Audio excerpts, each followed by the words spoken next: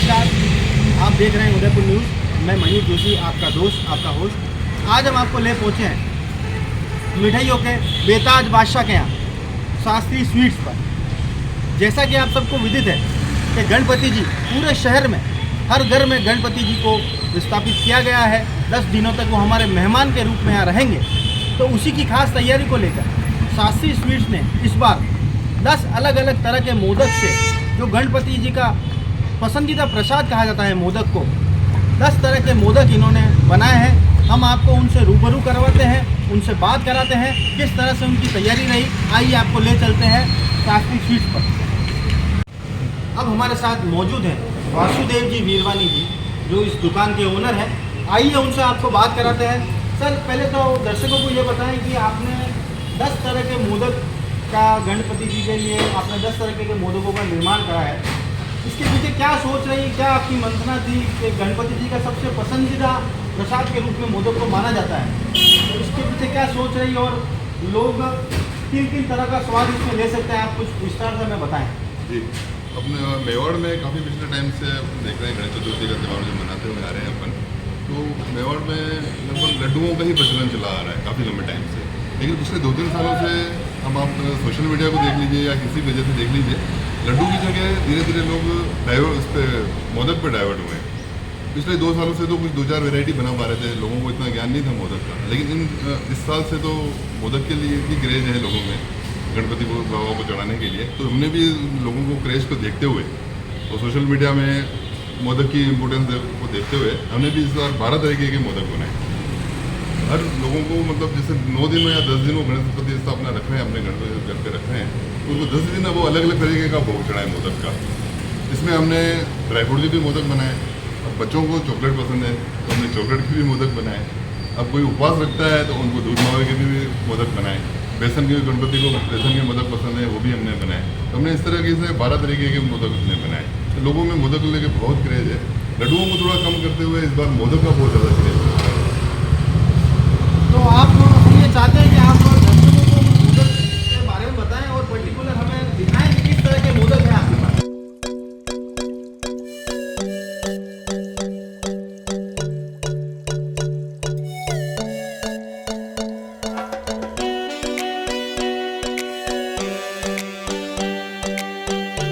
जो dry fruit से मिलकर बनाए हुए मोदक हैं ये।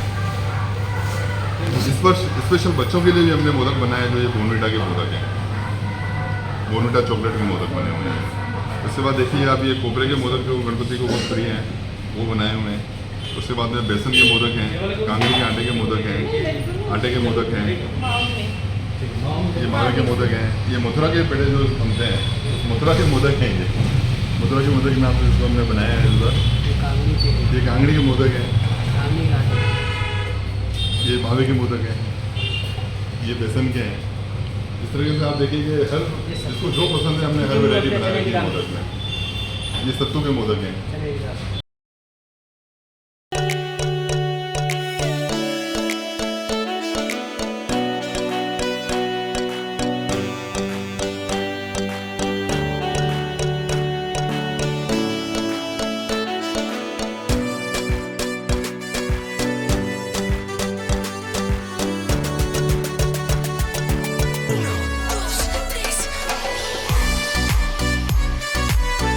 देखा आपने किस तरह से हर आयु वर्ग को ध्यान में रखते हुए, हर तरह के लोगों को ध्यान में रखते हुए, व्रत वालों के लिए स्पेशल कांगनी के आटे के मोदक, बच्चों के लिए होल मीठा मोदक, ड्राई फ्रूट प्रेमियों के लिए काजू मोदक, हर वर्ग के हर उम्र का ध्यान रखा गया है इन मोदकों के लिए। विशेष तौर पर जो तैयार किए गए गणपति जी के लिए। तो हमारी आपसे गुजारिश है कि अगर गणपति को है भोग लगाना तो एक बार शास्त्री स्वीट्स जरूर आना। आपसे एक सवाल है सर कि आपके पिताजी केशव दास जी जो है वो शास्त्री जी के बहुत ही मुरीद थे। शास्त्री जी की देशभक्ति की भावना से ओतप्रोत थे। उनको देखकर अपने जवानी में उन्होंने उनको देखकर काफ़ी कुछ सीखा। और आज भी आपकी जो शास्त्री सर्कल आपकी जो मेन ब्रांच है, आज भी शास्त्री जयंती पर अगर उस शास्त्री जी की मूर्ति का कोई रख रखाव करते हैं या उनको माल्यार्पण करते हैं तो उसमें शास्त्री स्वीट्स का नाम हमेशा आता है, केशव दास जी का नाम हमेशा आता है। तो इस भक्ति भाव के परिवार से आप हैं, तो हमको आज युवाओं को बताएं कि किस प्रकार से आपके पिताजी ने आप लोगों में क्या संस्कार दिए, उनके प्रति क्या कहानी सुनाई आपको शास्त्री जी के बारे में।